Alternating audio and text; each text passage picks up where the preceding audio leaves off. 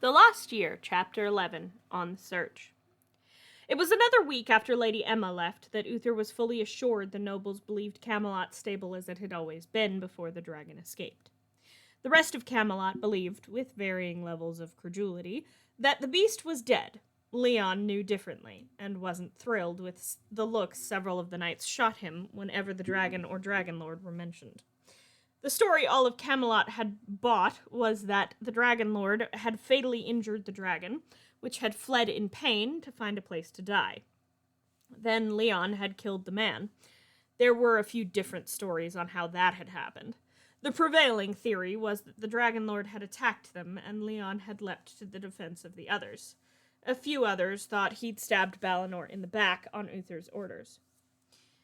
That was all false, though. Only 4 people living knew that. Those, of course, being Balinor, Leon himself, Merlin, and Arthur. It had been Merlin herself who had come up with the plan, and not told any of them until it was in motion. She'd packed a bag for Balinor and faked his death.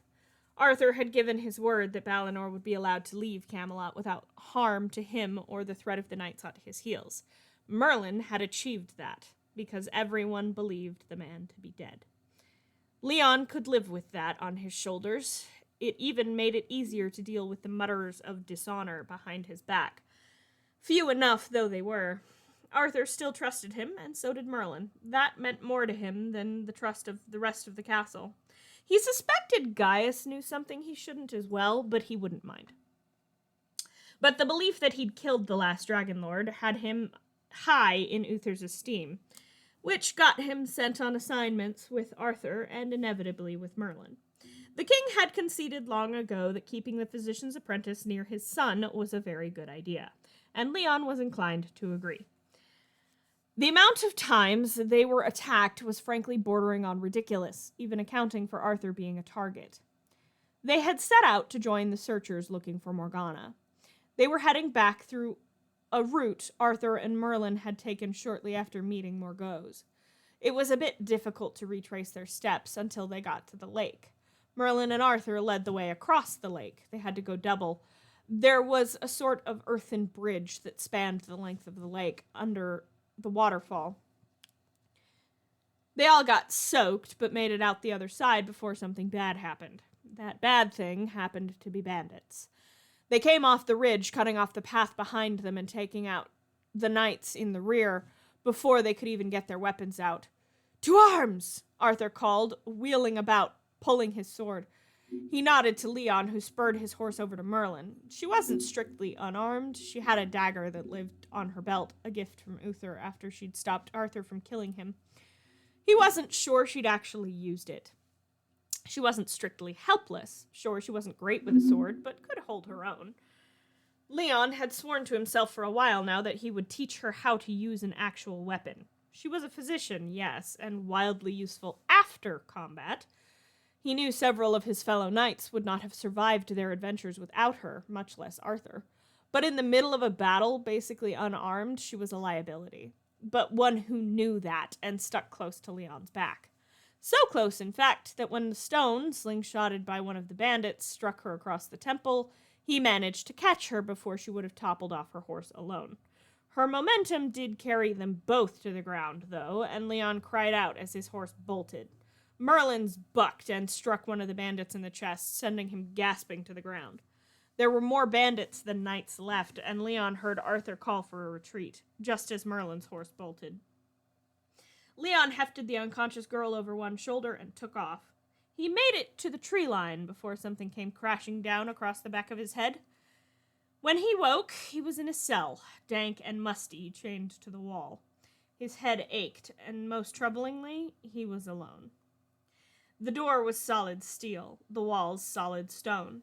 He could not see where he was, nor where Merlin might have ended up. He leaned his pounding head against the cool stone wall and swore under his breath. Arthur swore as he and his men regrouped. "Leon," he called, and his new squire, Willis, shook his head. "I lost sight of him in the battle, but Merlin—" "Yes, where is she? We've wounded." Arthur said, looking around for his maidservant. "Sire, she took a blow to the head in the battle. Leon caught her as she fell from her horse, but that was the last I saw of either of them." Willis reported, and Arthur's face darkened.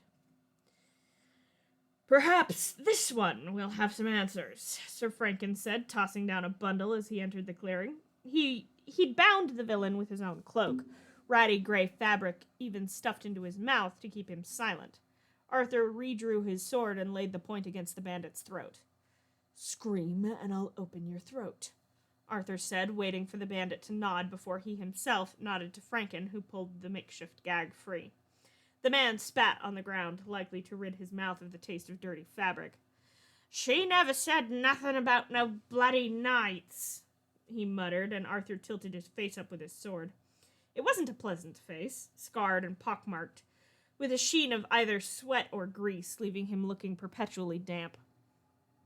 She? Arthur asked. Blonde bent. Showed up at our camp 6, maybe 8 months ago, the man admitted after a moment. Arthur stiffened. Morgause, it had to be. Pretty, but scary. Magic. But she didn't want nothing. Told us there was an abandoned castle nearby that we might want to use, and that her price for telling us that was that we always had to watch that cave, attack anything that came out of it. He rushed. She knew we'd come looking for her here eventually, Arthur reasoned, though he did not elaborate, for all the others, save Merlin, knew they were chasing a wild goose. Speaking of whom, do you take prisoners? Arthur asked, fighting to keep his voice level. He needed to know if there was a chance. Yeah, it'd be stupid of us not to. Nobles will pay out the nose for their children. Others will pay even better for a pretty face, if fucking Dennis didn't mess it up too bad with his stone. Arthur's sword was through the man's throat before anyone could protest. His breath shook as he yanked his sword back out, leaving the man partly decapitated. Sire, he could have shown us the way to this castle, Franken said in reproach. Arthur shook his head, cleaning his sword quickly and stowing it.